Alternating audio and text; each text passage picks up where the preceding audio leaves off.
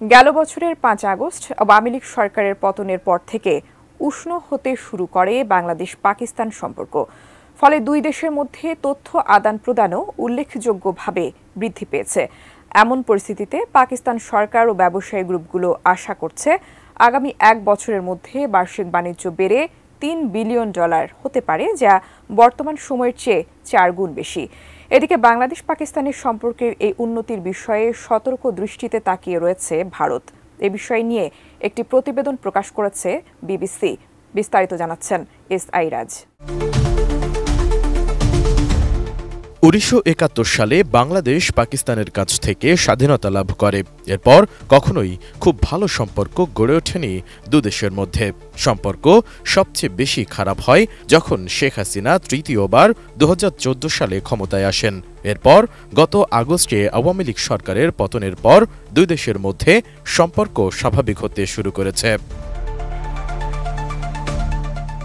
গত কয়েক মাসে বাংলাদেশ পাকিস্তানের মধ্যে সম্পর্কের নতুন অধ্যায় শুরু হয়েছে, যা আঞ্চলিক রাজনীতিতে নতুন উত্তেজনার সৃষ্টি করেছে। অন্যদিকে এ বিষয়ে সজাগ দৃষ্টি রাখছে ভারত বলে ১৭ মার্চ এক প্রতিবেদনে জানিয়েছে বিবিসি। অ্যান্টিব্যাকটেরিয়াল অ্যাডিটিভ যুক্ত সেরা ওয়াটার ট্যাঙ্ক বিশুদ্ধ পানিতে ব্যাকটেরিয়া জন্মাতে দেয় না। প্রতিবেদনে বলা হয়েছে, দীর্ঘ দশক ধরে উত্তেজনাপূর্ণ সম্পর্কের পর গত মাসে বাংলাদেশ ও পাকিস্তান সরাসরি বাণিজ্য শুরু করেছে।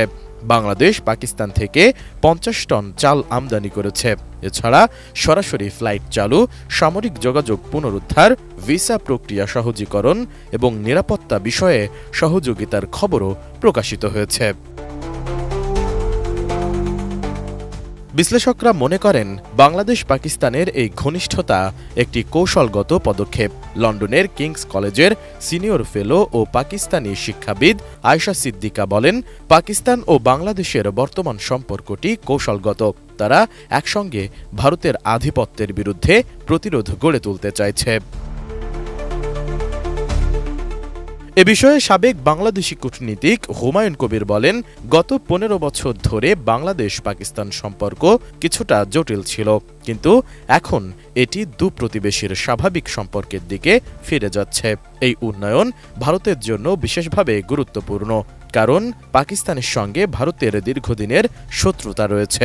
শেখ হাসিনার পতনের পর বাংলাদেশ ভারত সম্পর্কেও অনেকটা টানাপোড়েন চলছে। বাংলাদেশ শেখ হাসিনাকে মানবতাবিরোধী অপরাধ, অর্থ পাচার ও দুর্নীতির অভিযোগে প্রত্যর্পণের জন্য ভারতের কাছে অনুরোধ করেছে, কিন্তু ভারত এখনও কোনো প্রতিক্রিয়া দেখায়নি। বাণিজ্যিক সম্পর্ক ছাড়াও সামরিক ক্ষেত্রে বাংলাদেশ এবং পাকিস্তানের মধ্যে যোগাযোগ বেড়েছে।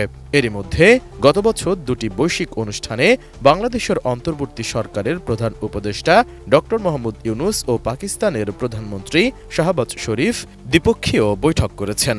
এছাড়া চলতি বছরের ১৪ জানুয়ারি বাংলাদেশের উচ্চ পর্যায়ের সামরিক কর্মকর্তা জেনারেল এস.এম. কামরুল হাসান ইসলামাবাদ সফর করেন এবং সেখানে তিনি পাকিস্তানের সেনাপ্রধান জেনারেল ওয়াসিম মুনিরের সঙ্গে বৈঠক করেন, যা বাংলাদেশ এবং পাকিস্তানের মধ্যে সামরিক ক্ষেত্রেও সুসম্পর্ক বজায় রাখার সবুজ ইঙ্গিত বহন করে।